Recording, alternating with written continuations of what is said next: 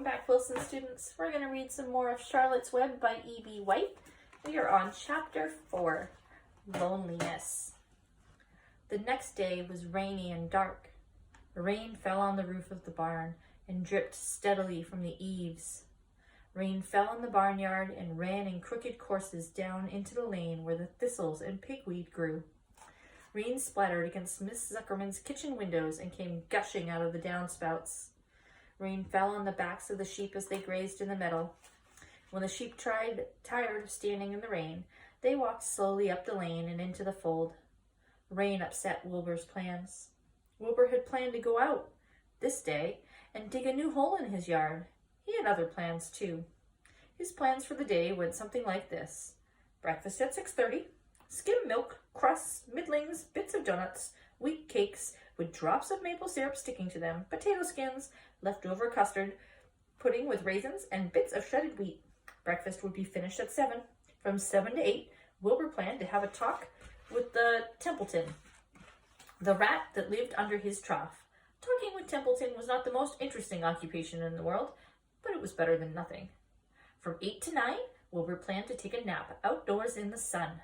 From 9 to 11, he planned to dig a hole or trench, possibly find something good to eat buried in the dirt. From 11 to 12, he planned to stand still and watch flies on the boards, watch bees in the clover, and watch swallows in the air. 12 o'clock, lunchtime. Middlings, warm water, apple parings, meat gravy, carrot scrapings, meat scraps, stale hominy, and the wrapper off a package of cheese. Lunch would be over at 1. From 1 to 2, Wilbur planned to sleep. From 2 to 3, he planned to scratch itchy places by rubbing against the fence.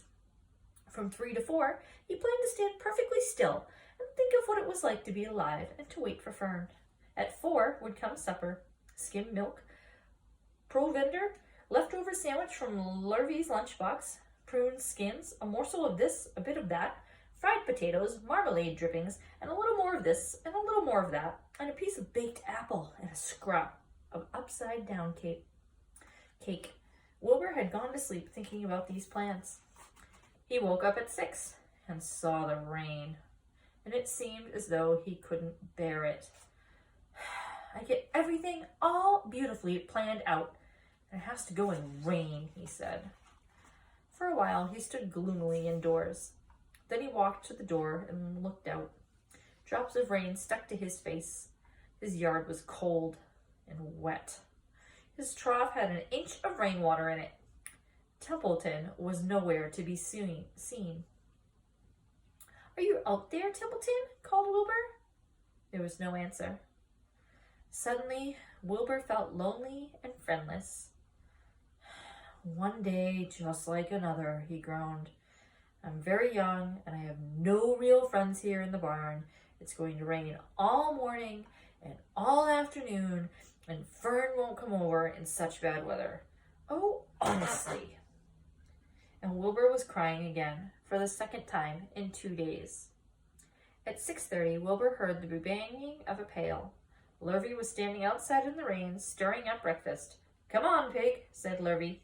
Wilbur did not budge. Lurvy dumped the slops, scraped the pail, and walked away. He noticed that something was wrong with the pig. Wilbur didn't want food. He wanted love. He wanted a friend, someone who would play with him. He mentioned this to the goose, who was sitting quietly in the corner of the sheepfold. "Will you come over and play with me?" he asked.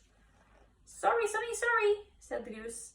"I'm sitting on my eggs, 8 of them. Gotta keep them toasty, warm. Have to stay right here. I'm no flibberty, ibberty, jibbit. I don't play where there's eggs to hatch. I'm expecting gooselings." "Well, I didn't think you were expecting woodpeckers," said Wilbur bitterly. He next tried one of the lambs. "Will you please play with me?" he asked. "Certainly not," said the lamb. "In the first place, I cannot get into your pen, as I'm not old enough to jump over the fence. And in the second place, I am not interested in pigs. Pigs mean less than nothing to me." "What do you mean, less than nothing?" replied Wilbur. "I don't think there is any such thing as less than nothing. Nothing is absolutely the limit of nothingness. It's the lowest you can go. It's the end of the line. How can something be less than nothing? If there was something that was less than nothing, then nothing would not be nothing. It would be something else. Even though it's just a very little bit of something. But if nothing is nothing, then nothing has nothing that is less than it. Oh, be quiet, said the lamb. Go play by yourself. I don't play with pigs. Sadly, Wilbur lay down and listened to the rain. Soon he saw the rat climbing down a slanting board that he used as a stairway. Will you play with me, Templeton? Asked Wilbur. Play, said Templeton, twirling his whiskers. Play. I hardly know the meaning of the word. Well, said Wilbur, it means to have fun, to frolic, to run and skip and make merry. Oh, I never do those things if I can avoid them, replied the rat sourly. I prefer to spend my time eating, gnawing, spying, and hiding.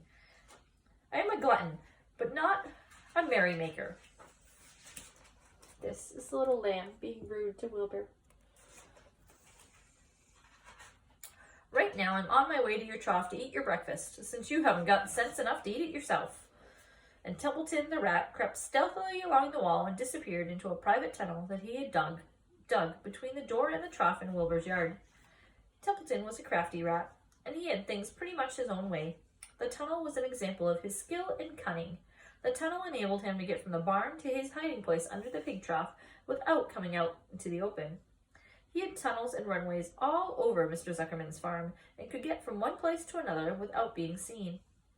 Usually he slept during the daytime and was only abroad after dark. Wilbur watched him disappear into his tunnel, and in a moment he saw the rat's sharp nose poke out from underneath the wooden trough. Cautiously, Templeton pulled himself up over the edge of the trough. This was almost more than Wilbur could stand on this dreary, rainy day to see his breakfast being eaten by somebody else. He knew Templeton was getting soaked out there in the pouring rain, but that even didn't comfort him. Friendless, dejected, and hungry, he threw himself down in the manure and sobbed. Later that afternoon, Lurvy went to Mr. Zuckerman. I think there's something wrong with that pig of yours. He hasn't touched his food. Give him 2 spoonfuls of sulfur and a little molasses, said Mr. Zuckerman. Wilbur couldn't believe what was happening to him when Lurvy caught him and forced the medicine down his throat. This was certainly the worst day of his life. He didn't know whether he could endure the awful loneliness any more. Poor Wilbur, crying in the hay. Darkness settled over everything. Soon there were only shadows and noises of the sheep chewing their cuds, and occasionally the rattle of a cow chain up overhead. You can imagine Wilbur's surprise when out of the darkness came a small voice he had never heard before. It sounded rather thin, but pleasant. Do you want a friend, Wilbur? It said.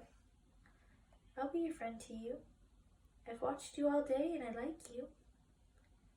But I can't see you, said Wilbur, jumping to his feet. Where are you? And who are you?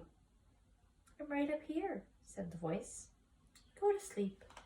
You'll see me in the morning. All right. That's the end of chapter 4. We'll pick up with chapter 5 next time. Have a great day.